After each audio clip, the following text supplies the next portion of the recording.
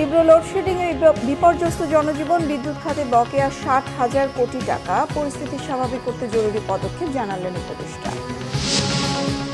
আশুলিয়ায় আজও বন্ধ ঘোষণা করা হয়েছে অনেক কারখানা। আলোচনা ফলপ্রসূ না হওয়ায় ফিরে যাচ্ছে শ্রমিকরা, সতর্ক আইন শৃঙ্খলা বাহিনী।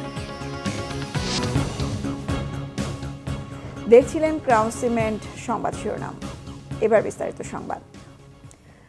সারা দেশে তীব্র লোডশেডিংয়ে বিপর্যস্ত জনজীবন। সিলেটে ঘন্টার পর ঘন্টা বিদ্যুৎ না থাকায় অসহ্য গরমে চরম ভোগান্তিতে মানুষ। বিদ্যুৎ বিভাগ বলছে প্রতিদিন 770 মেগাওয়াট চাহিদার বিপরীতে সরবরাহ হচ্ছে 400 মেগাওয়াট। সিলেট থেকে দীপু সিদ্দিকের তথ্যছবিতে ডেস্ক রিপোর্ট। অতিরিক্ত লোডশেডিংয়ে বিপর্যস্ত সিলেটের জনজীবন। চাহিদা অনুযায়ী না পাওয়ায় দিনের 1/3 সময় লোডশেডিং করতে হচ্ছে বিদ্যুৎ বিভাগকে। দিনরাত সমানতালে করা হচ্ছে লোডশেডিং।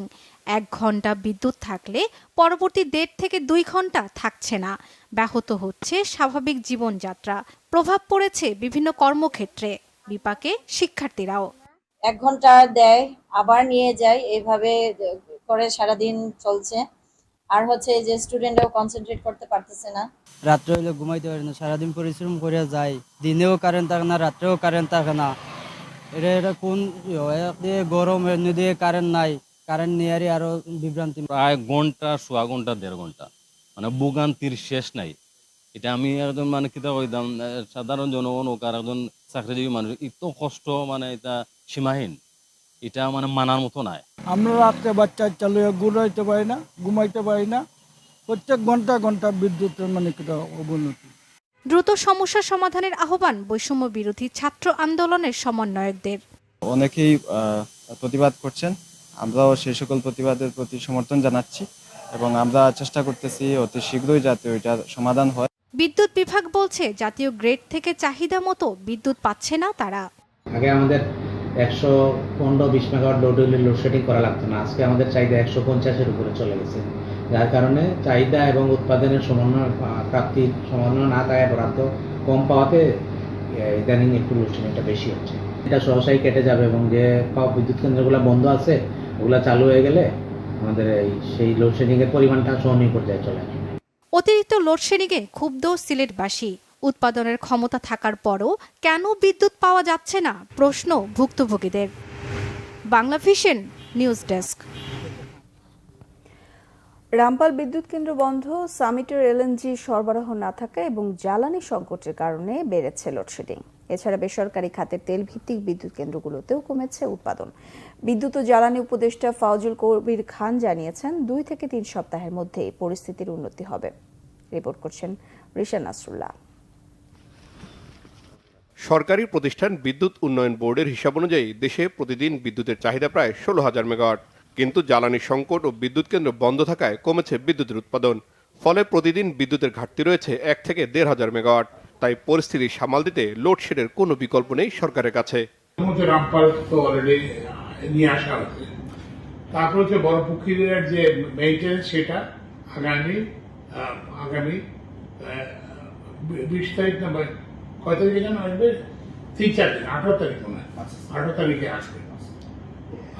আর এছাড়া আমরা যেটা আজকে 2 সচিবকে নিয়ে বসে যেটা বলছি সেটা হচ্ছে যে এইরকম ইভেন্টের ক্ষেত্রে যদি একটা বড় ক্যাপাসিটি, বড় একটা সাপ্লাই সোর্স যদি হয়ে যায়, তাহলে আমরা বলছি যে একটু বেশি গ্যাস দিতে। সরকারের তথ্য বলছে রক্ষণাবেক্ষণের কারণে বন্ধ রয়েছে 3,500 মেগাওয়াট উৎপাদন সক্ষমতার বিদ্যুৎ কেন্দ্র।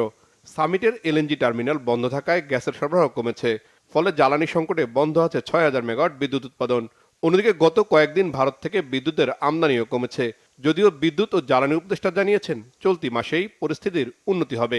সামিটের এফএসআরইউ বন্ধ ছিল, সেটা এখন অনেক করে এটা চালু করা হয়েছে। কিন্তু যেটা চালু করার যে সমস্যা সেটা হচ্ছে যে আমাদের তো গ্যাস আনতে হবে। তো এখন গ্যাস আনতে আরো 20 দিনের মতো 20 দিনের মতো টাইম লাগবে।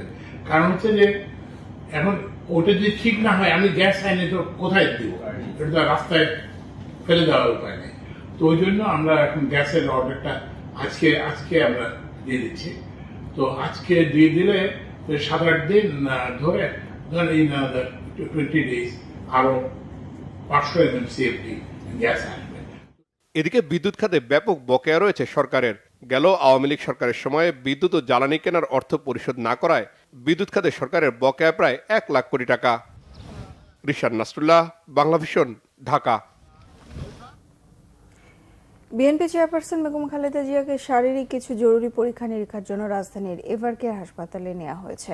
বুধবার দিবাগত রাত 1:40 দিকে তাকে হাসপাতালে নেওয়া হয়।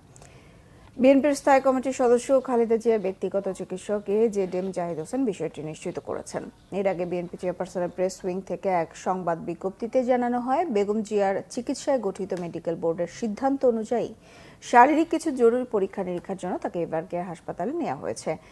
প্রায় 1.5 মাস হাসপাতালে চিকিৎসাধীন থাকার পর গত 21 আগস্ট সন্ধ্যায় গুলশানের বাসায় ফেরেন বিএনপি চেয়ারপারসন। উন্নত চিকিৎসার জন্য শিগগিরই তাকে যুক্তরাজ্যে পাঠানোর প্রক্রিয়া চলছে বলে দলের পক্ষ থেকে জানানো হয়। সাবেক প্রধানমন্ত্রী বেগম খালেদা জিয়া দীর্ঘদিন ধরে liver cirrhosis, arthritis, diabetes, kidney, ফুসফুস, হার্ট ও চোখের সমস্যা সহ বিভিন্ন রোগে ভুগছেন।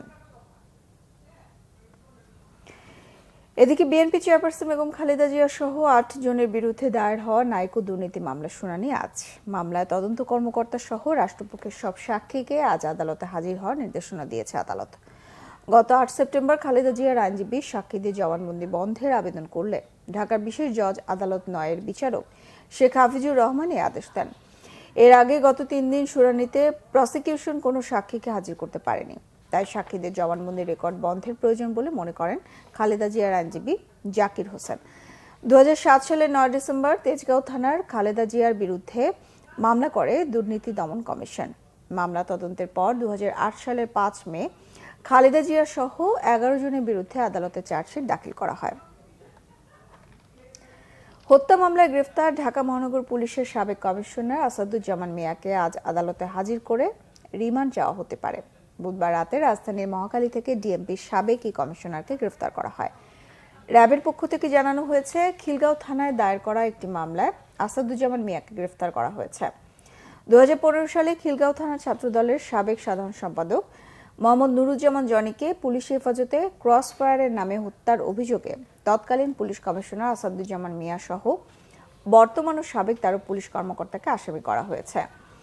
আসাদুজ্জামান মিয়া 2015 সাল থেকে 2019 সাল পর্যন্ত ডিএমপির কমিশনারের দায়িত্ব পালন করেন।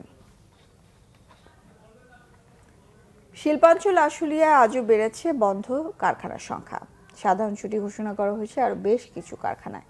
শিল্পাঞ্চল পুলিশ 1-এর পুলিশ সুপার সারওয়ার আলম জানান, চলমান অস্থিতিশীল পরিস্থিতির কারণে এখন পর্যন্ত 58টি কারখানা অনির্দিষ্টকালের জন্য বন্ধ এবং বেশ কিছু কারখানায় ছুটি ঘোষণা করেছে মালিকপক্ষ। বাকি কারখানাগুলোতে শান্তিপূর্ণভাবে প্রবেশ করেন শ্রমিকরা। এ ব্যাপারে বন্ধ কারখানার মালিকরা জানান, তাদের শ্রমিকদের সাথে আলোচনা ফলপ্রসূ না হওয়ায় তারা কারখানা বন্ধ রেখে আলোচনা চালিয়ে যাচ্ছেন। আজ নতুন করে বন্ধ হওয়া কারখানাগুলোর সামনে সকালে শ্রমিকরা জড়ো হলেও পরে তারা ফিরে যান। শিল্পাঞ্চলের নিরাপত্তায় মোতায়েন রয়েছে যৌথ বাহিনীর বিপুল সংখ্যক সদস্য। এই ছিল এখনকার মতো। পরের সংবাদ সকাল 11টায় দেখার আমন্ত্রণ রইল। এছাড়া বাংলাভিশন সংবাদ ও সংবাদ সংশ্লিষ্ট অনুষ্ঠান দেখতে ভিজিট করুন www.bvnews24.com ও facebook.com/banglavishannews। সাবস্ক্রাইব করুন youtube.com/banglavishannews। সঙ্গে থাকায় ধন্যবাদ সবাইকে।